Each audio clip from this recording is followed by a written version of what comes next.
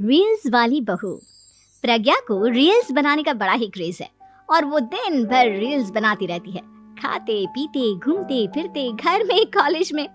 Reels बनाने के कारण प्रज्ञा पूरे कॉलेज में हाईलाइटेड है। जहां उसके रील्स सभी को पसंद आते हैं, वहीं मनीषा चिंता में डूबी रहती है। एक रोज जब खाते हुए प्रज्ञा रील्स बना रही होती है, तब मनीषा कहती है, एक मिनट भी चैन नहीं है इस लड़की को। ये नहीं कि खाना तो आराम से खा ले, लेकिन नहीं, अरे थोड़ी देर रील्स नहीं बनाओगी तो आसमान नहीं टूट पड़ेगा। अरे मम्मी, इसी को तो कहते हैं डिटर्मिनेशन। तुम नहीं समझोगी ये सब। भगवान, इस लड़की को सद्बुद्धि दे। जब देखो तब टेढ़ा बाका मुंह बनाती रहती है।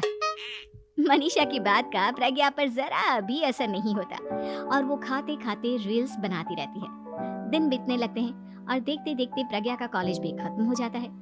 आए दिन कोई ना कोई मनीषा को प्रज्ञा की शादी करवाने का सुझाव दे जाता है। सब ठीक ही कहते हैं, प्रज्ञा की शादी कर देनी चाहिए। अपने घर के काम काज में व्यस्त हो जाएगी तो खुद ही ये रील्स और नाच गाना बंद हो जाएगा।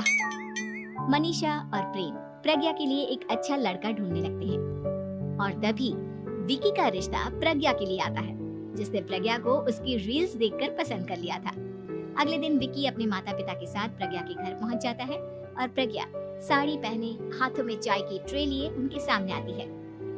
जब विकी को पसंद है तो हमें भी बहू पसंद है। बहन जी, आप बारात की तैयारी कीजिए। एक बार लड़का लड़की अकेले में बात कर ले तो अच्छा रहेगा। हाँ हाँ, क्यों नहीं। मनीषा विकी को प्रज्ञा के कमरे में भेजती है, जहाँ प्रज्ञा पहले से ही रील्स बना रही होती है। तभी विकी कहता है, आ गए आपके साजन जी। हमारे साथ ये रील्स कंप्लीट करती तो और भी अच्छा रहता। अच्छा जी, अब आ ही गए हैं तो बना ही लेती हूँ आपके साथ। दोनों मिलकर रील्स बनाते हैं। जब वी मीट और तुरंत पोस्ट भी कर देते हैं। फिर विकी कहता है, जब आप साड़ी में चाय लेकर आई तब मुझे लगा कि कहीं मैं गलत घर में तो नहीं आ गया। अब सही है। दोनों की शादी पक्की हो जाती है और शादी के दिन भी प्रज्ञा रील्स बनाने से चूकती नहीं, यहाँ तक कि बारात के समय भी नाचते हुए रील्स बनाती है। सभी लोग प्रज्ञा की तारीफ के पुल बांध देते हैं और प्रज्ञा नाचती गाती अपने ससुराल चली जाती है। सब कुछ अच्छा चल रहा होता है। प्रज्ञा यहाँ भी दिन भर हर चीज की रील्स बनाती रहती है। लेकिन कुछ दिनों के बाद जब सुनीता कहती है, बहू, ये रील्स के साथ साथ कुछ काम भी कर लिया करो। वैसे तुझे और क्या क्या बनाना आता है? मम्मी जी, वैसे तो सब कहते हैं कि मैं सब कुछ अच्छा बनाती हूँ, लेकिन मुझे लगता है कि मैं मैगी अच्छा बना लेती हूँ। हाँ, कॉफी भी अच्छा बना लेती हूँ और मुंह तो सबसे अच्छा बना लेती हूँ। हैं? अच्छा अच्छा। सुनीता अपना माथा पकड़ लेती है और कहती है, बहू, कुछ खाना बनाना भी सीख लेती। मम्मी जी, मैं लंबी प्लानिंग कर रही हूँ। जल्दी ही मैं इतनी फेमस हो जाऊंगी कि मुझे पैसे मिलने लगेंगे। हम दोनों सास बहू राज करेंगे, राज। नौकर काम करेंगे और लोगों की तो लाइन लगेगी हमसे मिलने के लिए। तेरा दिमाग खराब हो गया है क्या बहू? हंसी मजाक तक ठीक है, लेकिन इस तरह घर नहीं चलते।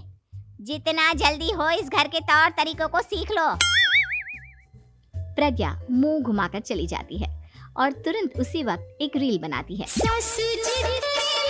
ये देख सुनीता का गुस्सा 7वें आसमान पर चला जाता है और विकी के घर आती ही सुनीता उसे सब कुछ बताती है। विकी भी अब प्रज्ञा की इन हरकतों से परेशान हो जाता है। तुम टेंशन मत लो मम्मा, मैं देख लूंगा। विकी कमरे में जाता है तो देखता है कि प्रज्ञा रील्स बना रही है। विकी बड़े ही प्यार से प्रज्ञा से कहता है, प्रज्ञा, इन सब के लिए मैं तुम्हें मना नहीं कर रहा हूँ, लेकिन फिर भी हर वक्त तो ये अच्छा नहीं लगता ना। समझने की कोशिश करो, मुझे भी तुम्हारा थोड़ा वक्त चाहिए। मैं जब ऑफिस से आता हूँ तो मुझे समय देने की जगह इसी में लगे रहते हो। तुम ज्यादा ही सोच रहे हो। तुम भी मेरे साथ रील्स बनाओ ना, तुम्हें भी बहुत अच्छा लगेगा। तुम्हें इज्जत से कोई बात समझ में नहीं आती क्या? दिमाग खराब हो गया है तुम्हारा इस चकाचौंध से। अगर तुमने अपना रवैया नहीं बदला तो मैं तुमसे दूर चला जाऊंगा। तुम ही रिश्ता लेकर आए थे, मुझे लड़कों की कमी नहीं थी और ना आज है।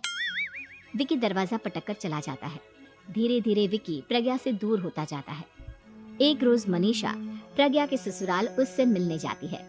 तब सुनीता उससे कहती है, बहन जी अब आई हैं तो कुछ दिन यहाँ रहकर जाइएगा, आप ही का घर है। हाँ मम्मी, बहुत दिन हो गए तुम्हारे साथ एक भी रील नहीं बनाई मैंने। प्रज्ञा तुरंत अपने फोन में रील्स ऑन कर लेती है। मेरी माँ के बराबर ये सब मुझसे नहीं होता। तेरा ये भूत अभी तक नहीं उतरा क्या? बहन जी आप कुछ कहती नहीं क्या इसे? जब आप ही कुछ नहीं कर पाई तो मैं कर ही क्या सकती हूँ, सास तो वैसी ही बदनाम है। शाम को घर की लाइट चली जाती है और मनीषा प्रज्ञा से कहती है, मेरे घुटनों में बहुत दर्द हो रहा है, तू लाइट का कुछ इंतजाम करना बेटा। अच्छा कैंडल जला देती हूँ मम्मा। प्रज्ञा गाते हुए कैंडल जलाती है और खिड़की के पर्दे के पास रख देती है। मनीषा जिसे बहुत दर्द हो रहा है वो सो जाती है और प्रज्ञा हमेशा की तरह अपने रील्स में लग जाती है। उधर कैंडल की वजह से पर्दा आग पकड़ लेता है और मनीषा के कमरे में आग लग जाती है। बचाओ, कोई है बचाओ। सभी भागते हैं और विकी कमरे की आग बुझाने में लग जाता है, लेकिन तब तक मनीषा आधी जल चुकी थी। मनीषा की हालत देख प्रज्ञा रोने लगती है। विकी मनीषा को तुरंत हॉस्पिटल ले जाता है और उसे एडमिट कराता है। विकी प्रज्ञा से कहता है, देख लिया ना, तुम्हारे इस नाच गाने की वजह से आज तुम्हारी माँ की जान जाते जाते रह गई। अब पता नहीं तुम और क्या चाहती हो। उधर डॉक्टर कहते हैं, इनकी हालत बहुत नाजुक है, आधे से ज्यादा जल चुकी है।